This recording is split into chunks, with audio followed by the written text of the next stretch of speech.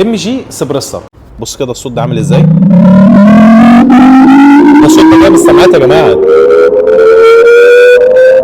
تحس ان في طياره طالعه. وطبعا ده الصوت التاني. العربيه دي كهربائيه بالكامل، بتنزل بموتور قوته 535 حصان، بتقدر تمشيه 500 كيلو متر في الشحنه الواحده. الريموت بتاع العربيه مميز جدا، تقدر تفتح وتقفل منه العربيه، تقدر تفتح البابين بتوعها.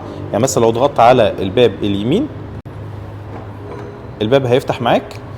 لو حبيت ان انا اقفل الباب ده بقفله من هنا، بضغط ضغطه هي كده مطوله. شفت كده الباب هيقفل ازاي. هنا التحكم في الكراسي، هنا طبعا الازاز وفتح وقفل الازاز. عندك هنا تو كاب هولدر، عندك هنا المساحه التخزين اللي موجوده في الكونسوله الوسطيه. الام جي اللي معانا بتنزل باربع شاشات، 1 2 3 4، وطبعا الفتيس معانا شيفت باي واير. وبضغطه واحده على الزرار ده تقدر تقفل فتحه السقف زي ما انتم شايفين كده.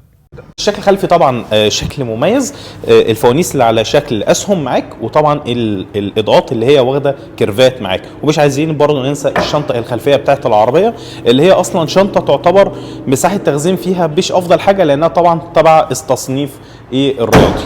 وطبعا دي الام جي. طبعا لو عجبك الفيديو ما تنساش لايك وسبسكرايب وشير، ولو انت بتحب التكنولوجيا معاك تابعني، لان هجيب لك شويه عربيات يعني نادره جدا موجوده في السوق. انا عبد الرحمن موسى، واشوفكم في الفيديو الجاي ان شاء الله. السلام عليكم.